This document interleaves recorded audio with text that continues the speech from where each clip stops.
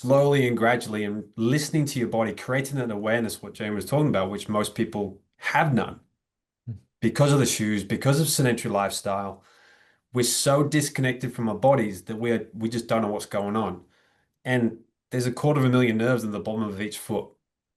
They're the stuff that tells the rest of the body what to do. So if you haven't got your feet playing along, you've got no idea what you're doing for the rest of your body.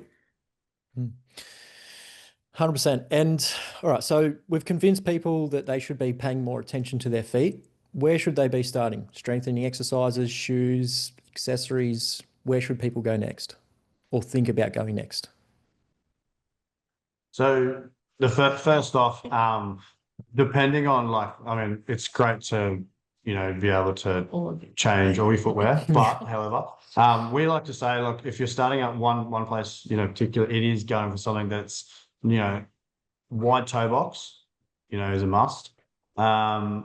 Lightweight, and depending on how your feet respond to being barefoot, as well.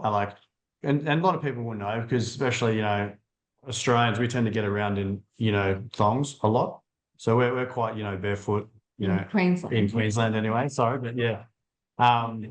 But we do, we tend to, so, sorry, our sort of culture, but, so we can get some of those healthy properties in, footwear that's more of like a transition footwear, brands like, Ultra, Lems, and they have a, slightly higher stack height, but they still have, lovely wide toe box. Which is how thick the sole is. So it's, you're getting a little bit more cushioning to start with. And there is some things that you can use, such as like some insoles, the transition as well.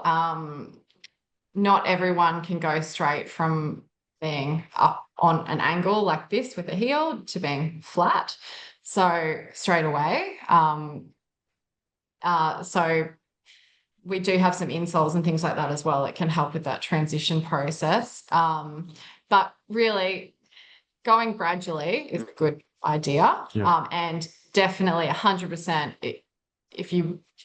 The strengthening is really, really important, because you need that strength in order for your foot to function basically the way that you want it to function. And if you want to go down to to be able to walk on the beach barefoot without pain, which I'm sure everyone wants to be at that level, it's what you have to do. So Mick can probably go through some of the exercises that you could do to start out.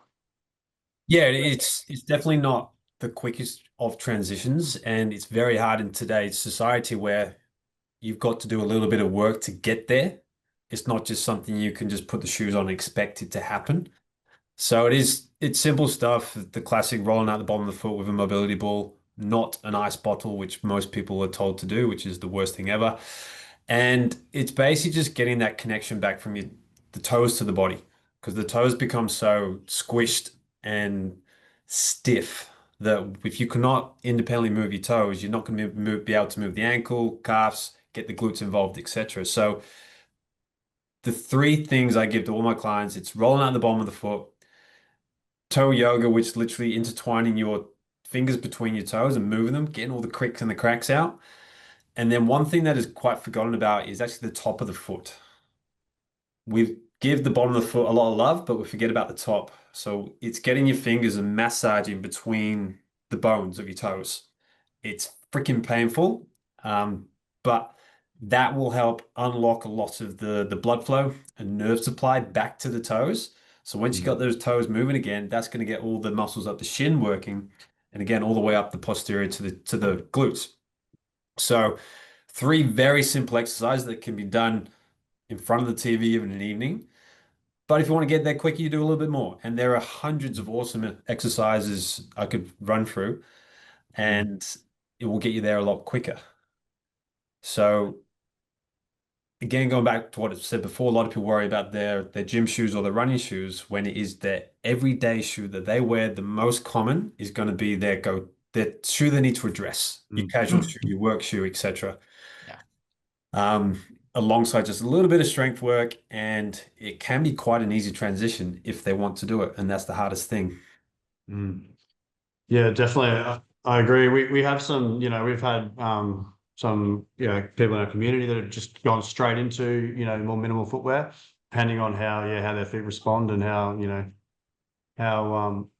active, their foot muscles are.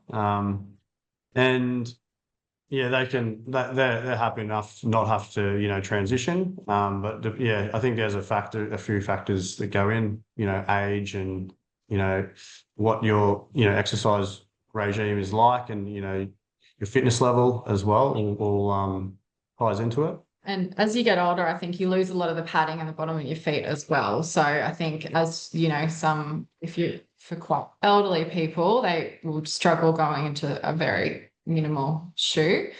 But there is options for everyone. We have, like, as I said, other brands like Ultra and Lems that have more cushioning, but they still have all the other healthy properties. So there is really shoes that everyone can go cater straight for into. everyone. Yeah. And then you just listen to your feet, like as you're, wearing, the natural shape footwear, go for, 2 hours or so. How are my feet feeling after this? Are they fatigued? Do I need to have a little bit of, rest? Because sometimes, when you're just a little bit exhausted, you might need to, get off the feet for a bit, and then you're good to go again. So it's all about that balance between, the two. And then as you become, I guess, more active in the footwear, then you can go for extended periods of time. You can then maybe go into, more specific, like running or, gym, footwear, depending on what your activity. And then, we basically, help with that as well, finding that, perfect fit and perfect shoe for your foot shape as well, because that's the other important thing. If I was to coach you for the next 30 days on your habits, your nutrition, your sleep, your fitness, do you think you'd feel like a new person?